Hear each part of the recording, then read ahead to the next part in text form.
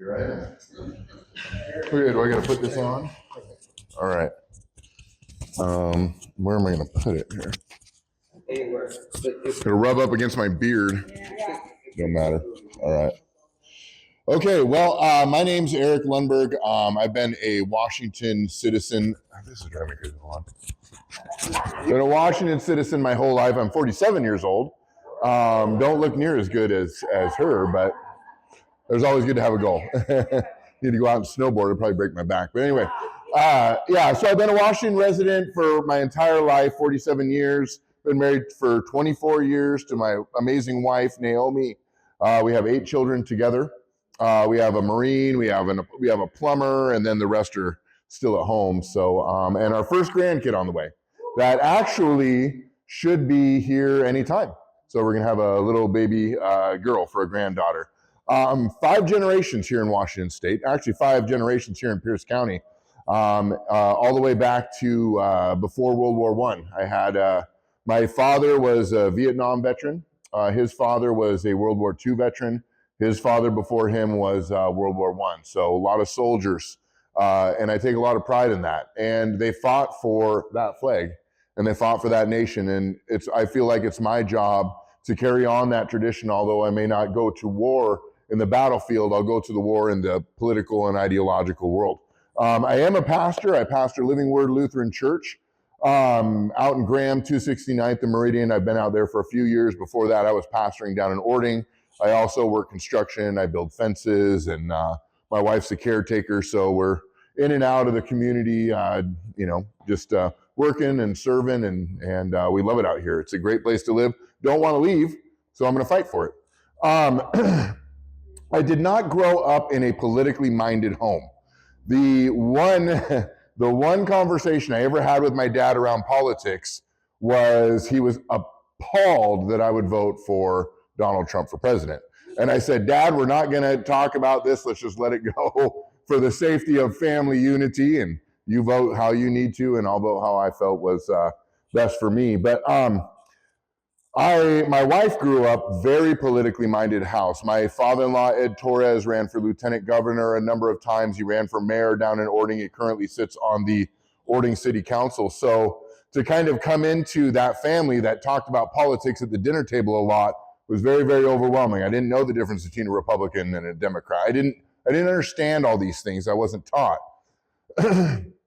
As life goes on and I start paying taxes and I start buying my own food and I start buying my own house and I start interacting with a lot of these people, you realize all these things matter, all these policies matter, all these laws and taxes matter a lot, and they matter to the ideological future, and they matter to the financial future of our state and every part of our life. But I am one of those pastors that kind of woke up in 2020.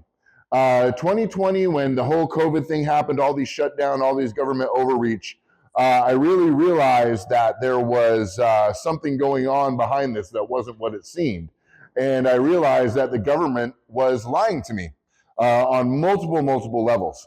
I was one of those, and some of you may not agree with this, but I was one of those never maskers. I couldn't do it. I couldn't wear the mask. I got kicked out of every store, and I'm a pastor at the time. I got kicked out of every store. I'll remember this. I was in Home Depot once in the height of the mask hysteria, and there was a gentleman, I was not wearing a mask, and I was in the store buying lumber or whatever I was doing. And a guy comes up to me with this headband around his chin with a little piece of plastic that just kind of covered right there. And he comes up to me and he says, how are you doing that? And I said, well, doing what? Buying lumber? He goes, no, how are you in here without a mask on? And I said, well, I just don't wear it. And he said, aren't you afraid? And I thought, if I'm afraid, I'm a slave. I will not be a slave to my government. I will be courteous to people. I will not cough on people. I will not, you know what I mean? There's a level of courtesy that the government doesn't need to tell me. I can figure that on my own because I care about people around me, So, and then it really hit me when the comprehensive sexual education began to work its way into, and it's been working its way in since the 70s, but when it really took a big hit, I really started to be very vocal against those things taught in public school, because I didn't trust the public school system. And so at my church, I began to host different workshops to help parents understand what was taking place, what was being taught to the kids, kind of exposing this greater agenda behind all this over-sexualization of our children. Began to expose that to them. And that's kind of really where I believe that my voice began to develop. You know, in that time period, there was so much confusion in 2020, 2021. There was so much confusion. There was so people didn't know which way was up. They didn't know what to believe. And so I read a book called Live Not by Lies. Anybody ever read that book?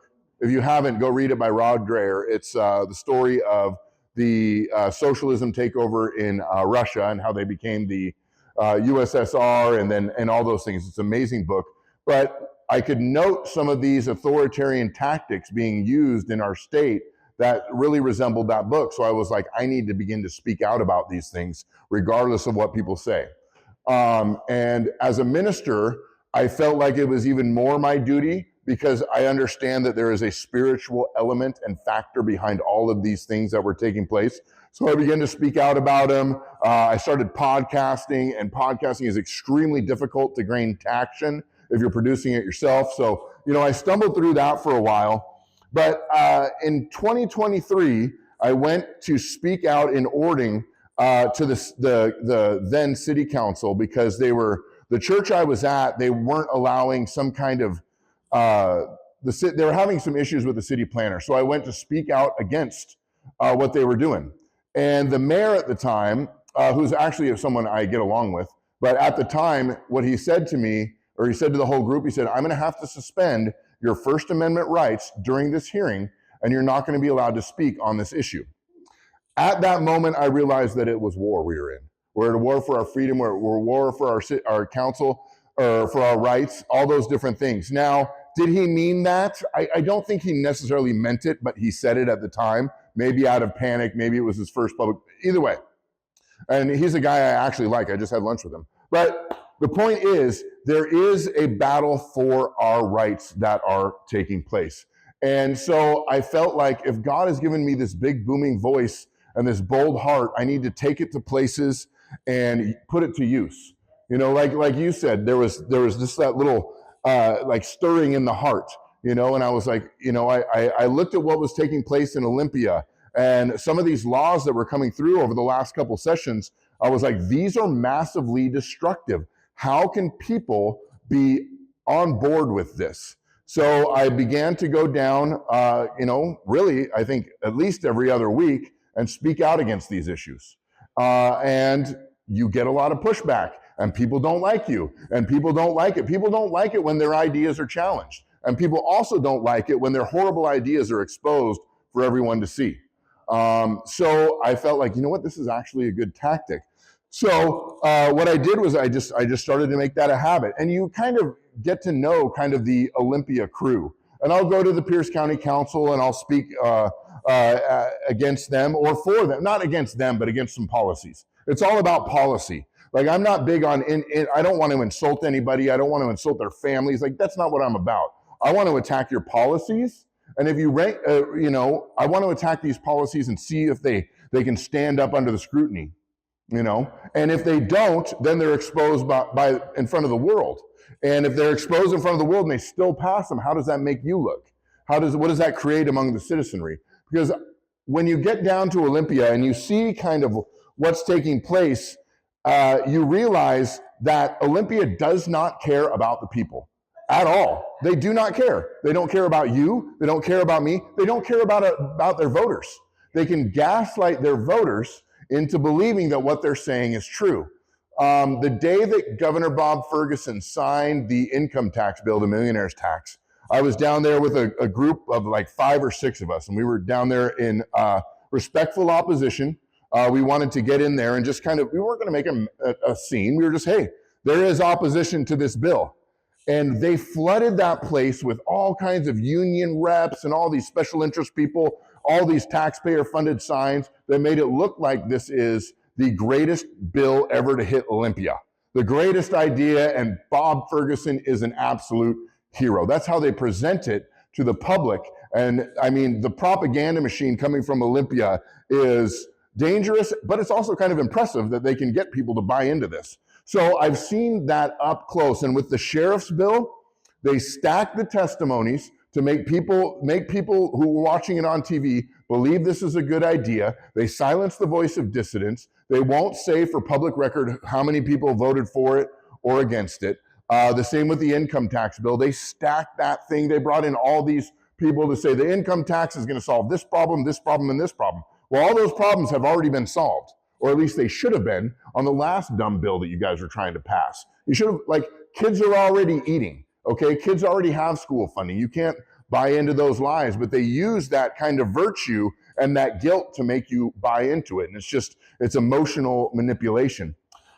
And so what I've noticed is there is a trickle-down effect that comes from Olympia, and we see it now coming down all the way down to the county level, down to the city level, down to the school district level. And it's just this overreach and this, we as conservatives, look at all of us in here. We're radical terrorists. We're just the domestic, look at us. I mean, aren't we a ragtag bunch of just dangerous, dangerous domestic terrorists? But there's this ideological deception that people like you and I, who just want to live our normal lives without government interference, are somehow the enemy, or somehow we've been painted as these vicious, vindictive people, and so that's kind of the truth about what's taking place. So I had to step back and I had to say, and I know every single one of you has had this conversation with your husband or your wife or somebody, we need to leave the state.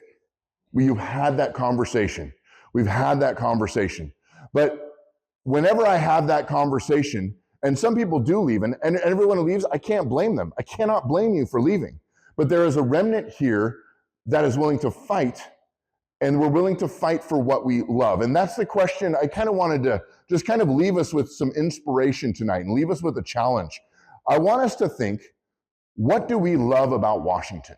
What do we love about our neighborhoods? I've lived here my whole life. How many memories I have on these streets. How many times I drive up and down Canyon. I remember going to this guy's house and we had a birthday party over there. My son had a little baseball game down here. And the longer I've lived here, the more memories resonate in the streets and resonate in the parks and resonate, in all the different places, especially me growing up in the church. I know this church and these pastors and these people. So I have so many memories here that are so good. We live in a beautiful place. And there are things that they cannot steal from us. They cannot steal the beauty of this place. And they cannot steal our joy. They cannot steal our relationships. They can't take those from us unless we give it to them. If you look at the left movement right now, it is a miserable movement. Those poor people have been duped into all these things. They're miserable because they're not free. You and I know what freedom is. There's freedom in our memories. There's freedom in our streets. There's freedom in our relationships. We're free here tonight, and that's why we're fighting. The question becomes, are we fighting to defeat something, or are we fighting to preserve something? And I think it's a little bit of both. But I want to preserve our way of life. I want to preserve this place for my children. We're about to have our first grandkid, and they're going to have to move because my son, who's a plumber, makes tons of money, can't afford a house. You know what I mean? He has to live in a one-bedroom apartment because that's all he can afford. Plumbers he makes more money than I do. Kid, 21 years old kid, and he can't afford a place, because he wants to have his wife stay home with the child, and those are the results of the policies and politics that have been put in place. And so that's kind of what motivates me. So I want to leave us just with a couple of challenges here, bigger picture challenges. What is it that motivates you to fight to preserve? What is it that motivates you? For me, it's my faith. It's my faith in Jesus Christ. I believe that these are spiritual issues, and I don't know where everyone stands on the spirituality spectrum, but for me, it's my faith in Christ. I believe that God has put the Holy Spirit in me to stand for what's good and what's righteous and what's holy and expose the deeds of darkness. That's what I feel for me. What about my family? I want to preserve it for my kids and grandkids. I don't want my kids to move, like I just said, all over the place because there's nothing affordable here. I don't want to miss out on my grandkids and my great-grandkids. I want those kind of things for future generations. So the question I ask is, and this is just kind of a simple thing. I was kind of reverse engineering this. So I was like, okay, thinking on my way, how do we win? How do we win politically here in Washington? It's a simple answer, but there's a lot underneath it. The simple answer is, how do we win in Washington State? Is we have to have the votes. We have to have the votes. We want to put this young lady in office. She needs the votes. We got to have the votes. We want to win in Olympia. We got to have the votes. The votes, the votes, the votes. That's what it all comes down to. But how do we get the votes? We get the votes through participation. Here tonight, we're all participating in something. We've taken time out of our day to come and to listen to an awesome candidate, to come and have relationship, to get informed, encourage one another in this battle. Participation. Participation comes from motivation. We have to be motivated. We have to let our passion and our reason and our purpose motivate us. But what is it that spurs motivation? Motivation comes from vision. We got to have vision for our states, vision for our family, vision for our county, vision for our precinct. There's a biblical term, without vision, the people perish. We need to have vision for our lives and our family. We've got to have vision. And how do we get vision? We get vision through values. What is it that we value as people? What do I value? What do you value? What do we as the Republican Party collectively value? And that value morphs into that vision and moves that vision along. How do we know what our values are? We have to have a solid foundation of our lives. We have to have a solid ideological foundation, a solid political foundation, a solid foundation of faith, whatever that is. We have to have a solid foundation in our lives, in our hearts, and in our spirit. Where does that foundation come from? It comes from unity. The unity among the people who are laying that foundation. And that foundation, that unity, comes from our trust in each other. And this is the biggest one. If you look at the Republican Party all across the nation, there's so much infighting, there's so much mistrust, there's so many rumors, all this stuff on a political scale. We have to get past those things. We have to come together and we have to learn to trust each other. We all want the same thing. We want the freedom. Okay, we want this for our families, our kids. We want a good, beautiful place to live that supports good American values. We are in America. We are not in Somalia. We are not in wherever, and nothing against them, but we're not. We're not in all these. This is America. We want American values. And when we trust each other, that's the hardest thing. But how do we learn to trust each other? Where does that begin? It begins with the most foundational thing, and that is personal choice. Everything begins with a personal choice. What am I going to choose tonight? What are you going to choose tonight? If we begin to make choices, if I choose, I'm going to trust everyone in this room. I'm going to trust that your intentions are the same in mine. I'm going to trust my wife. I'm going to trust my neighbors. I'm going to trust those with the same values. It has to start with a personal choice. I'm going to make a personal choice to engage in my precinct. I just filed for a PCO officer. Just filed the other day. It took 5 minutes, by the way, maybe less. That's a choice I made. I'm making choices for the good of not just me, but for everybody in here. It starts with a personal choice, and then it ends with the votes, which is what we're after. But we have to understand there's so much behind it. And if we can build on that personal choice, we can get to the place where we can actually win on a practical level. But there's a lot going underneath. And so as I was kind of reverse engineering that, I was like, okay, I want to encourage us all with that. Going forward from this room here tonight, what is our choice going to be?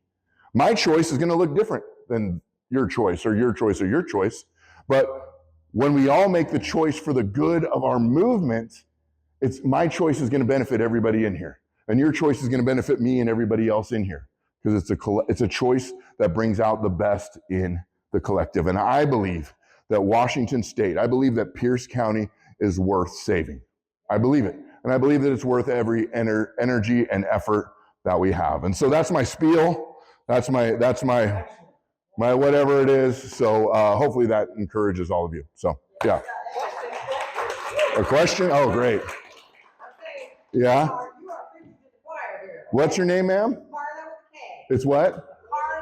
Carla with a K. I'm Eric with the C. stop in this parking lot and look at my vehicle, I have an American flag Yeah. that is up, right? Uh-huh. I have a sign on the left side that I made it home, and it says, honestly, we just need Jesus. Yeah. And on the other side, it says, Democrats only offer hate. Yeah. I have another sticker that John made last year. Had enough, vote Republican. Yeah. I'm a veteran. These are my American flag eyeglasses. Okay, I'm a veteran. I'm a junior vice commander of my VFW post. Mm-hmm. I am out there, folks. I'm 72 years old. I've had both hips replaced, my left shoulder, my left knee. I'm out dancing twice a week. I'm living Mm-hmm. because it is worth saving. That's right.